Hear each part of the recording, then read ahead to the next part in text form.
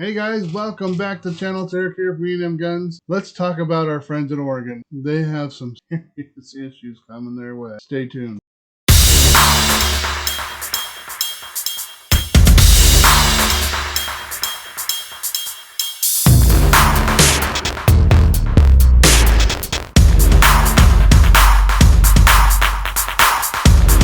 Coming their way, this is what I'm talking about. These were all posts for January 14th. Serious issues? I would say so. This is what's coming Oregon's way, entering in the House and Senate on the 14th of this year. They have a Senate or a House Bill 3075, which implements the purchase and permit bill here. Gun permit and transfer process. This act goes into effect when the governor signs it. It's emergency. Citizens can change it. The pure power grid. Okay, that's what it does is expands the permit process.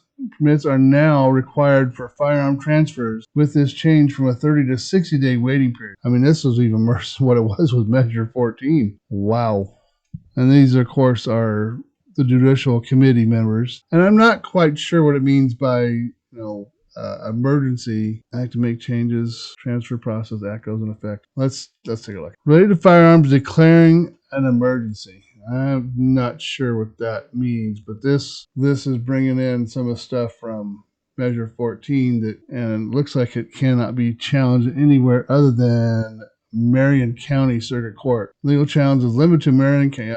So you live in Oregon, you're not going to be able to challenge this over in the red states or red counties. You're going to have to go to the blue county, Marion County there, and good luck. Yeah, they're going to get what they want. Unless, of course, that's just a caveat here, that 2024 presidential election, if you look at the electoral map, you can see quite a bit of Republican taking over quite a bit of it. This is my next one. Senate Bill 429 mandates a 3-day waiting period after the purchase. So if I read this right originally, it means 72 hours from the time of the approval. So the person's already been approved. They want a 3-day waiting period afterwards. Yeah, that's exactly what it is. That's another one on the way. This one, kind of like that Colorado Bill 3, this one's referring to rapid-fired activators. What's that mean? Well, your binary triggers, your bump stocks, your FRTs, force reset triggers. They're making an almost same reference there. Dangerous weapon.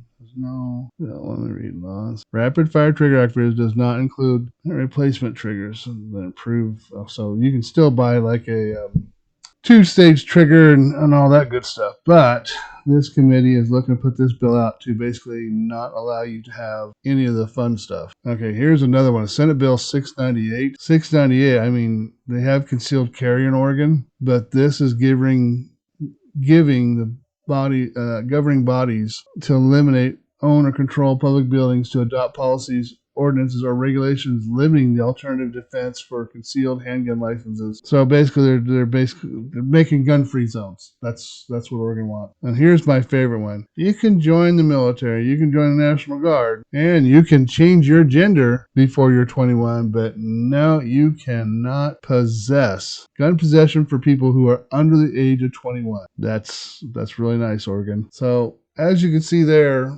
I'm going to link this in the description. It's Oregon Citizens Lobby. It's one way to get involved. I'm going to also link this guy here. This is from the Oregon Firearms Federation, who I've been in contact with for over a year now. They kind of don't sugarcoat nothing. And just tell you like it is. He's out of Canby, Oregon. They're the ones that brought the lawsuit against Measure 114 in the federal court, and the federal court upheld it was legal, constitutional.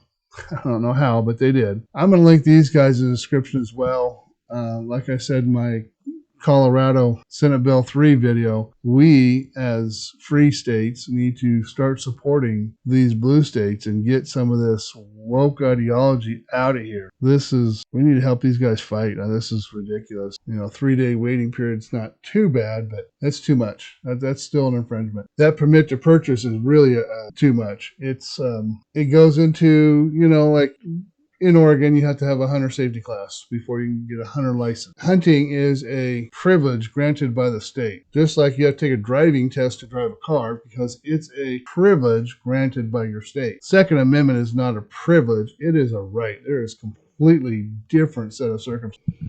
Write in the comments which one was your favorite bill out of Oregon. Oregon, I'm talking to you guys directly. Join the Oregon Firearms Federation. Get into the fight. Save what little bit of your freedom you have of your Second Amendment. I can't encourage you enough. I've been in touch with those guys for over a year now. Seem like good guys. Definitely are willing to fight. They are the ones that brought the lawsuit against Measure 114 when it took effect in 2022, and they went up to the federal level and did it in the federal, and your federal district judge up there ruled it constitutional. It wasn't for another federal firearms group that took it to Harney County that actually got it enjoined. So your guys' unfortunately, your fight is not over. I mean, for most of us, it's not over. There's a lot of things that we need to push for and hope to get past. But for the blue states like Colorado, Oregon, Washington, guys, we need to help them out as much as we can and throw some support behind them. You guys have a blessed week. Remember, the links will be in the description for those two groups in Oregon. Have a good week.